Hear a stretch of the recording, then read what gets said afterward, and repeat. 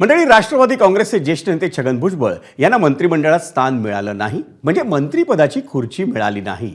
भुजबळांसह त्यांच्या समर्थकांसाठी हा जबर धक्का होता. भुजबळांनी राष्ट्रवादीच्या मेळाव्याकडेही पाठ फिरवली आणि हिवाळी अधिवेशन सोडून त्यांनी नाशिकचा रस्ता धरला. ओबीसींचा आवाज मानला जाणाऱ्या भुजबळांवर ही वेळ का आली, असे प्रसंग अनेकदा अनुभवलेल्या भुजबळांसाठी इथून पुढची वाट कशी असेल? समता परिषदेच्या माध्यमातून आपलं काम ते सुरूच ठेवतील का? या साऱ्या प्रश्नांची उत्तरं जाणून घेण्याचा प्रयत्न करूया स्पेशल रिपोर्टमधून.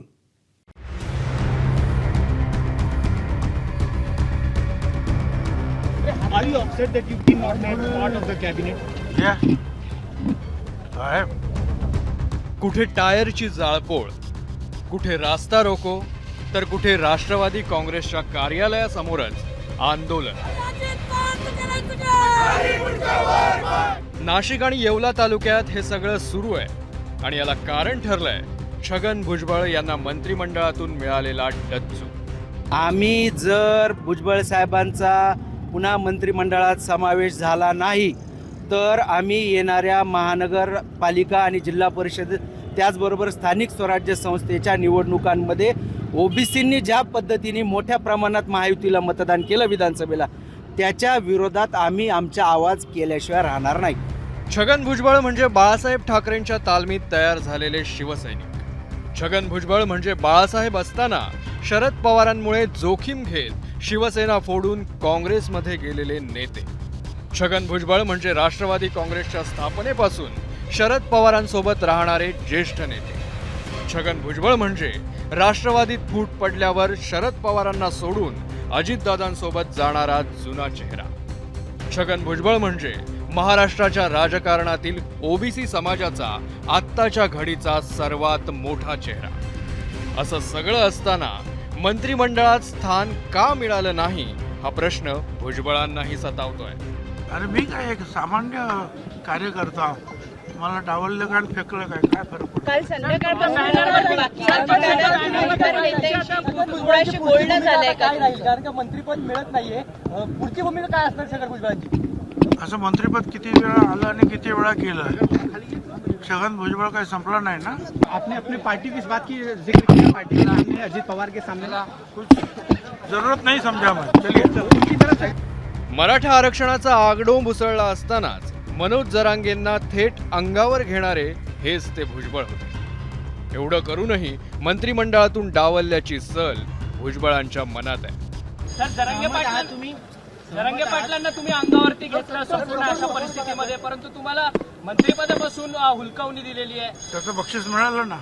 त्याचं बक्षीस मिळालं ना. त्याचं बक्षीस मिळालं ना.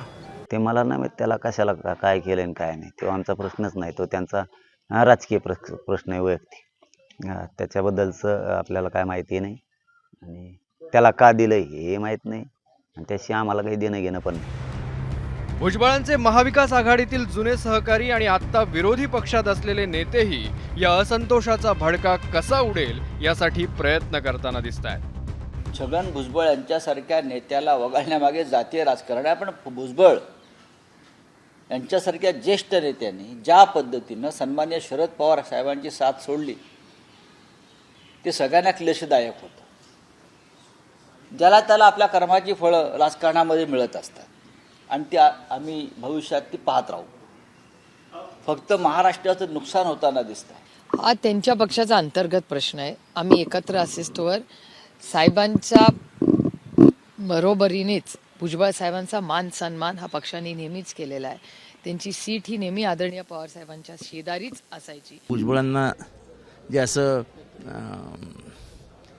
उचलून बाजूला काढण्यात आलेलं आहे याचं वाईट वाटतं. हा नेता लढणारा नेता आहे, सगळ्यांना अंगावर घेणारा नेता आहे. ही त्याची आजची ओळख नाही आहे.